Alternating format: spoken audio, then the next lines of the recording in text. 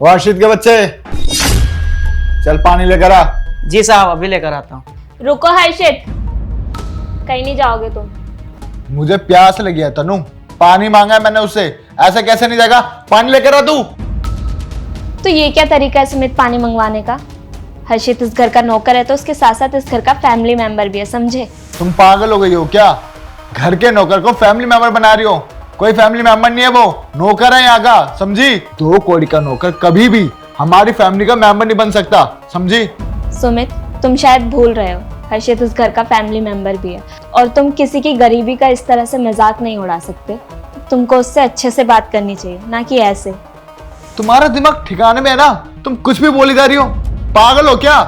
सुमित, तुम उसके बारे में ये सब कैसे बोल सकते हो? तुम्हें इतना तो सोचना चाहिए कि वो इतने सालों से हमारे साथ रह रहा है, हमारी देखभाल कर रहा है और तुम्हारी हर सिचुएशन में तुम्हारे साथ खड़ा रहता है, और तुम उसको इतना भला बुरा बोल रहे हो। तुम्हारा दिमाग ठिकाने पर तो है? अच्छा, अब तुम सिखाओगी मुझे कि मुझे कैसे बात करनी चाहिए।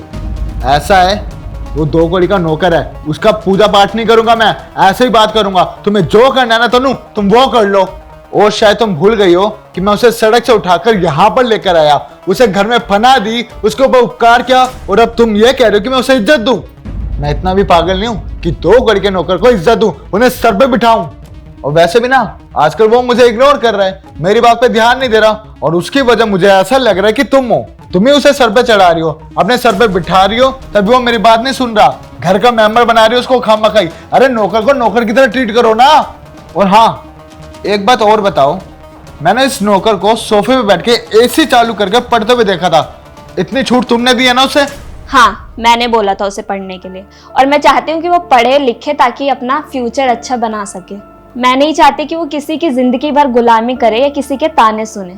मैं चाहती हूँ कि वो अपने पैरों पे खड़ा हो, और इसीलिए मैंने उसे पढ़ने के लिए बोला है। अच्छा, अब तुम्हें नौकरों की टेंशन हो रही है कि उनके भविष्य कैसा होगा? अपना घर दिखाई नहीं दे रहा तुम्हें? अपने घर के काम दिखाई नहीं दे रहे?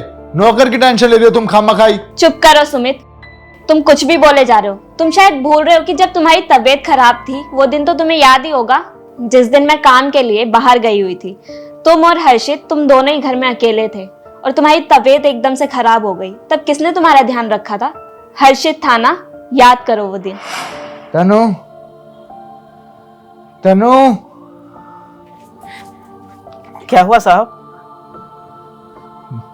तनु का मैम साहब तो बाहर गए सामान लेने। आपकी तो तबीयत बहुत ज़्यादा खराब है। आप यहीं लेटिए, मैं डॉक्टर को लेकर आता हूँ। याद आया तुम्हें? अगर हर्षित नहीं होता तो पता नहीं तुम्हारी क्या हालत होती उस दिन। हर्षित ने तुम्हारे लिए कितना कुछ किया है, और आज तुम उसके साथ ऐसे बिहेव कर रहे हो।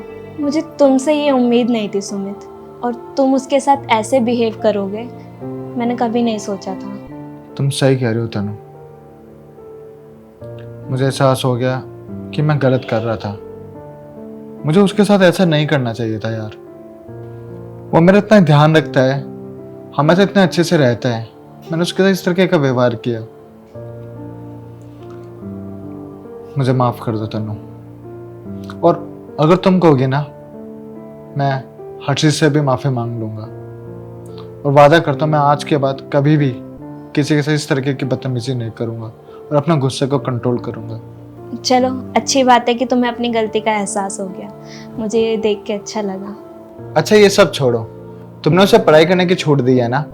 अब मैं वादा करता हूँ, मैं भी उसका पूरा साथ दूंगा, उसकी पढ़ाई में सपोर्ट करूंगा उसे, और उसे अच्छे स्कूल में एडमिशन करा के उसकी स्टडी पूरी कराऊंगा। अरे, ये तो बहुत अच्छी बात है।